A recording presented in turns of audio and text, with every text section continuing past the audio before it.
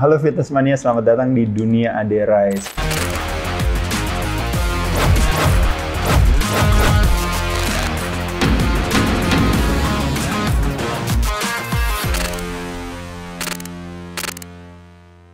Seperti biasa teman-teman ya, kadang-kadang saya sering meminta kepada teman-teman untuk berkomentar di kolom di bawah, di mana kadang-kadang teman-teman menyaksikan ya kegiatan-kegiatan atau edukasi yang diberikan.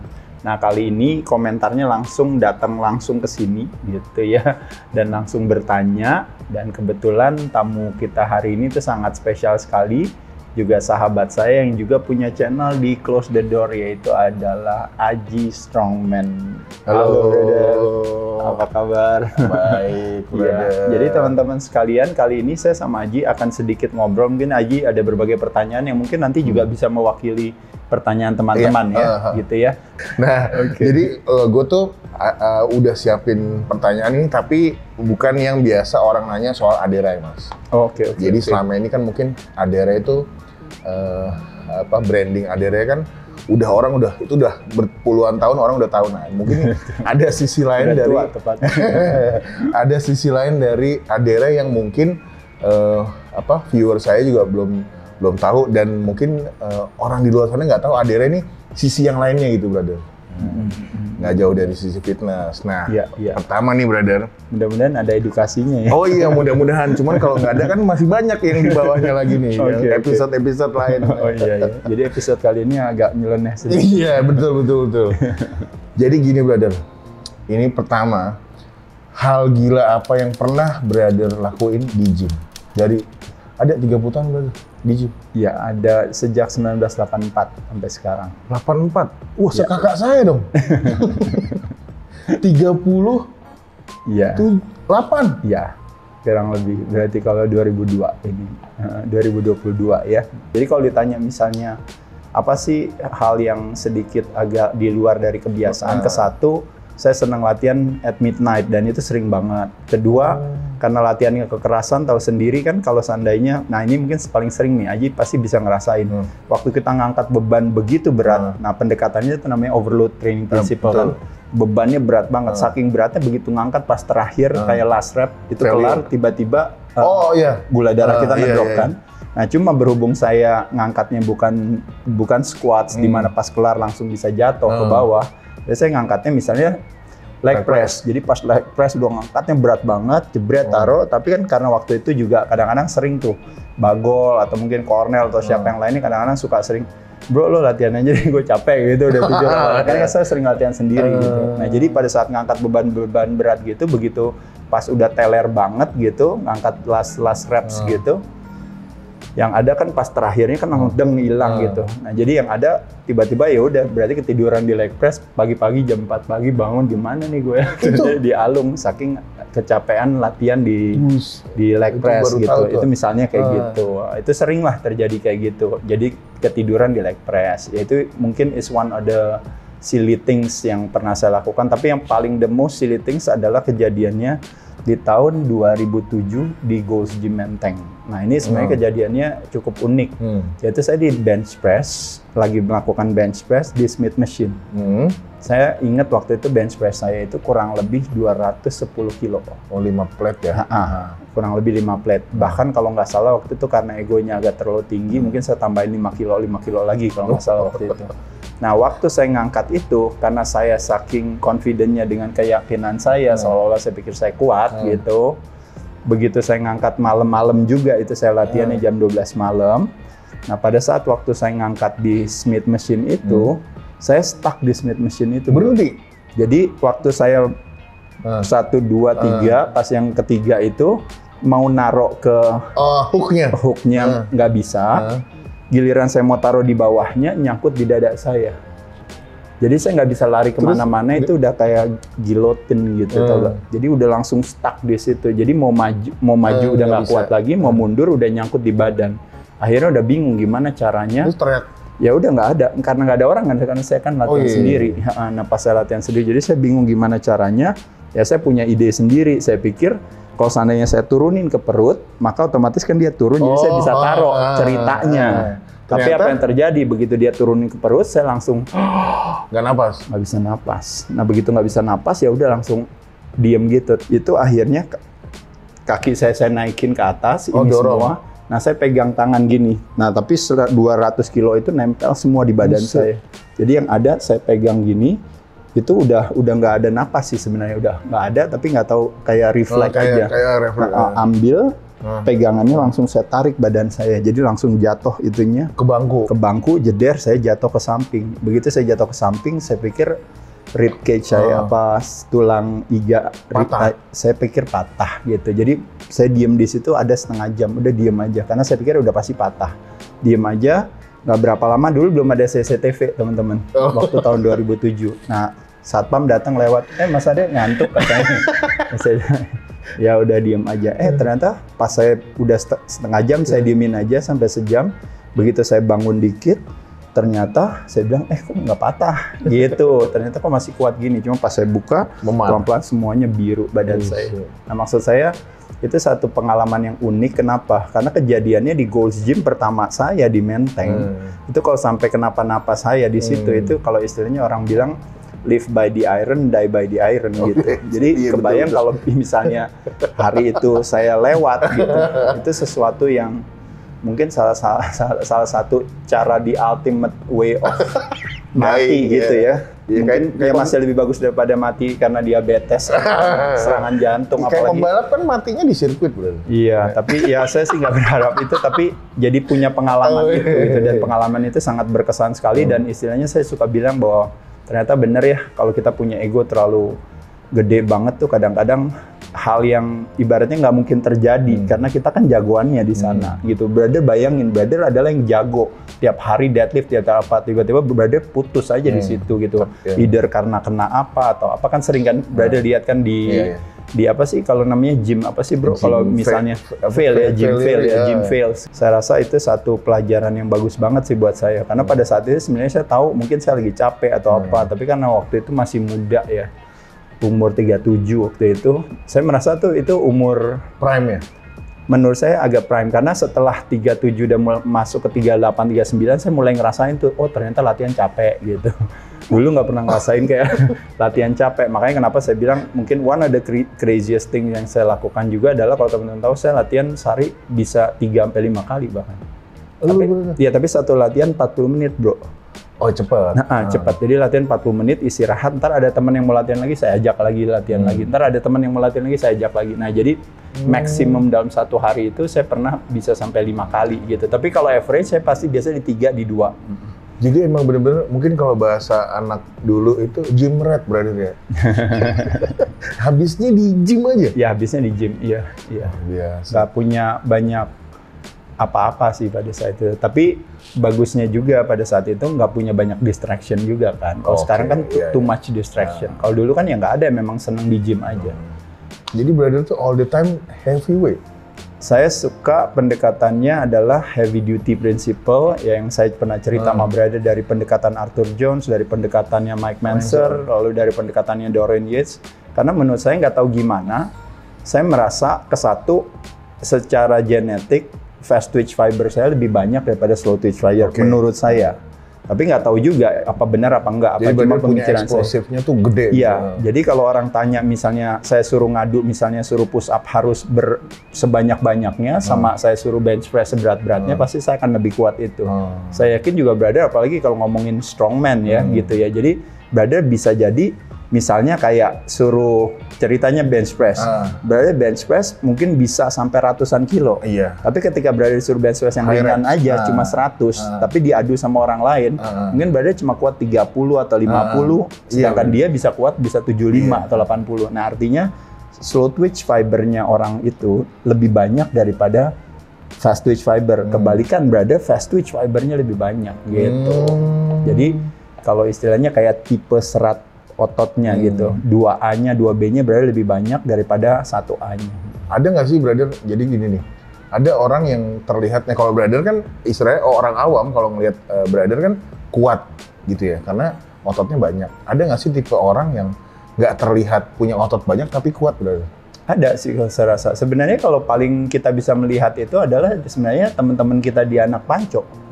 Oh iya bener ya, nggak terlihat ya? Ya anak Panco masalahnya, karena kalau Panco itu kalau teman-teman tahu, itu kan salah satu kekuatannya dia sendiri adalah ketika dia punya, contoh misalnya, punya tulang yang gede. Ya, tangannya mungkin juga besar ini apa.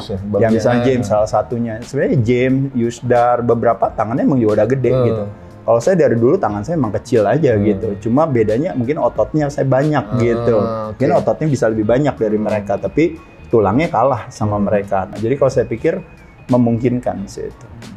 Oke, brother. Nah, ini berhubungan nih sama brother bilang tadi, brother punya explosive power lebih tinggi. Pernah nggak brother berantem di jalan? Ini ada pertanyaan titipan. Kan brother ini sebenarnya Bang Ade kan terkenal calm ya. Lebih tenang ya. Pernah nggak bener-bener brother tuh meledak gitu? Sebenarnya kalau ya itu tadi ya, kalau berantem itu kalau nyaris sering. Apa? Kalau nyaris. Oh nyaris berantem? Iya kalau nyaris berantem pasti sering. Berarti brother temperamen dong brother? Kalau di jalan. Iya. Oh saya kalau jauh duduknya gitu. Takutnya digaplok. Waktu dulu, maksudnya kalau dulu. Gitu. Kalau sekarang pasti udah punya pemahaman yang berbeda. Cuma kalau dulu pasti sering ribut di jalan, dan ributnya juga pasti sama anak-anak juga. Karena anak-anak kompor semua ya. Oh, mungkin jadi kompor. Kayak contoh gini. Jadi mau masuk gerbang tol. Dipepet bus lah gitu aja. Dipepet bus ya, busnya kita stopin, kitanya keluar, kitanya cekek sopir busnya. Dicekek misalnya. Kenapa nggak? Dia pasti bilang, wah Ade, Bang minta foto dulu Bang. Gitu. Dulu belum terkenal. Masalahnya gitu. Begitu udah terkenal, nah itu tadi yang bikin nyaris. Kalau sekarang, begitu terkenal, begitu tahu, akhirnya woi Bang Ade, jadi nggak jadi gitu. Jadi akhirnya saya juga pas mau marah jadi nggak enak kan, jadi orangnya sapa saya kan, jadi akhirnya ya udah akhirnya nggak jadi. Jadi brother tuh kalau misalnya berantem di jalan buka kaca, kucing lu gitu. Kayak orang-orang gitu kan? Saya nggak teriak gitu sih. Biasanya saya turun aja langsung. Turun langsung. Kan kayak mama gitu. Ya misalnya kadang-kadang orang stop gitu, kadang-kadang dia kasih finger ke kita kan. Gitu dia kasih finger kita turun dong gitu. Pas kita turun, nggak kasih finger, turun aja datengin gitu. Pas datengin kan langsung lihat, ternyata taunya dia kenal sama kita. Atau kalau zaman dulu mungkin nggak kenal sama saya tapi tahu kitanya besar. Misalnya kayak contohnya brother gini aja deh, misalnya tiba-tiba ada orang misalnya nggak sengaja mepet gitu, ini apa, dia mungkin buka kaca sambil teriak kata kotor ke brother, mungkin kasih finger gitu kan. Habis itu kan brother lewatin lagi, brother stop, brother turun. Nah begitu turun kan dia mau marah sama brother kan, akhirnya nggak jadi karena ngelihat buset apa nih Bumblebee tiba-tiba keluar ya kan. Jadi kan nggak jadi. Nah itu sesuatu yang lucu kan kayak gitu. Nah jadi tapi saya bersyukur, maksudnya tidak pernah diberikan kesempatan. Padahal mungkin lagi muda kan kadang-kadang suka bisa kilaf ya, banyak kilafnya kita kan. Nah, tapi bersyukur maksudnya saya nggak pernah naruh tangan ini untuk sampai kena ke muka orang tuh nggak pernah. Paling banter cuma hanya kayak gini, kayak tarik ini. Nah kalau yang tarik itu ya udah hampir semua orang, mulai dari sopir bus, sopir truk. Sopir ini moda transportasi gitu. Ya berarti ya. Orang sopir-sopirnya ya. Ya enggak, karena biasanya mereka yang kadang-kadang suka kecenderungan yang paling sering kan. Karena mereka kan mobilnya kan gede, mobilnya besar. Kadang kita mobilnya kecil kan kepepet terus gitu. Bener-bener lu giniin tuh, gitu. Ya tapi cuma gitu aja. Kalau nih gue pernah denger nih, kalau soal bajai diangkat itu nggak ada itu. Itu mah Dedi aja, nggak tahu ceritanya dari mana. Tapi emang sering maksudnya ribut. Nah salah satunya sama bajai kan kayak gitu. Tapi kalau sampai gulingin bajainya mungkin enggak lah. Ya. Mungkin cuma dorong aja, nggak tahu pas saya dorong saya lupa, taunya tiba-tiba dianya keguling. Muter sendiri, kayak limbat lu berarti. Oke. Nah, binaraga itu kan apalagi brother ya, art ya. Betul. Kalau nge-gym tuh, lu brother dengernya musik-musik gimana? Atau musik. Ada nggak musik yang bener-bener membuat lu, kalau kayak gue nih, gue misalnya nge-gym nih brother ya.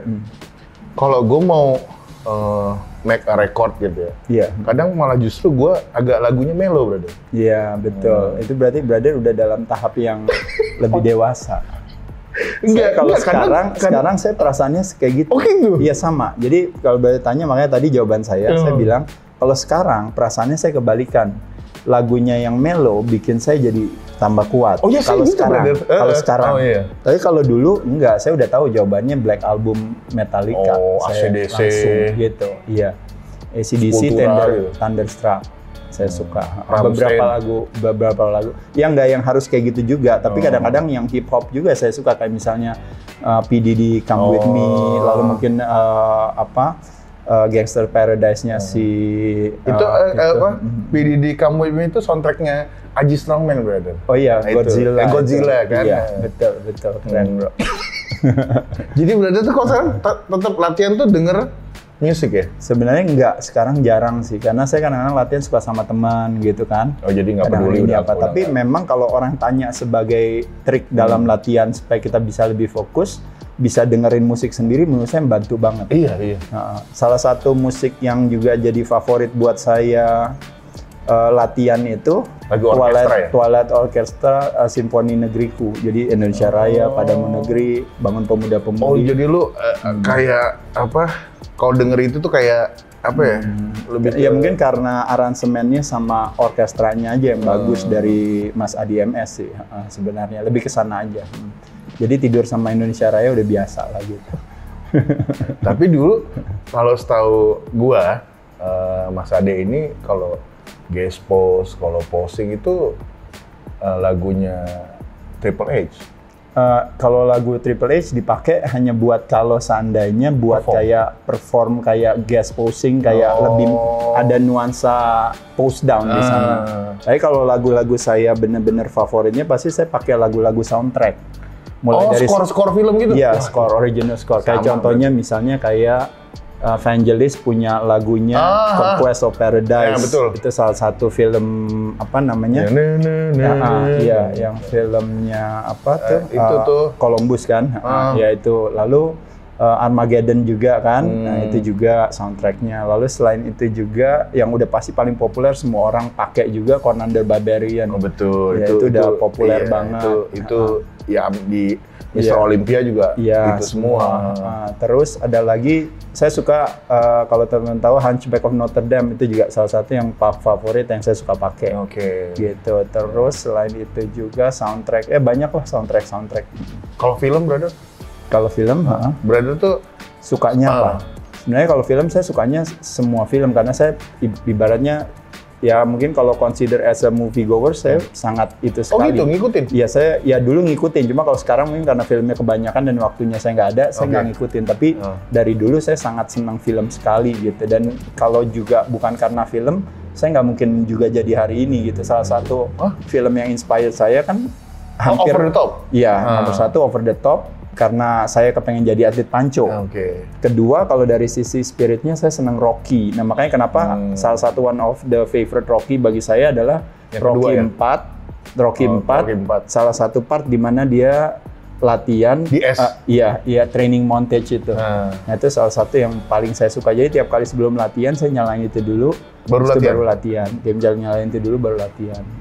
Kayak gitu. Kalau saya dulu tahun 90 berarti ini ya, Knight Rider, Baywatch. Iya, tapi Knight Rider kan itu kan film-film mini seri. Kan saya masih bocah brother. Brother udah dewasa. Iya. Oke, next nih. Ini boleh dijawab, boleh enggak sih ya, brother? Oke.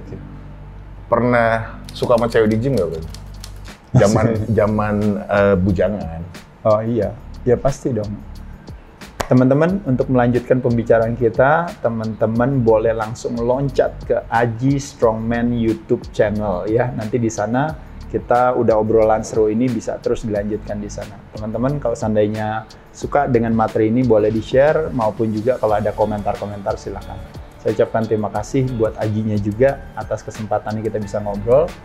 Teman-teman jangan lupa ya, kalau mau melanjutkan pembicaraan ini, langsung ke Aji Strongman YouTube channel. Cheers! Brother, ada nggak atlet yang emang brother, fashionnya brother ikutin, gayanya brother ikutin, ya stylenya gitu? Ada juga pertanyaan titipan, brother pernah dugem? Zaman dulu.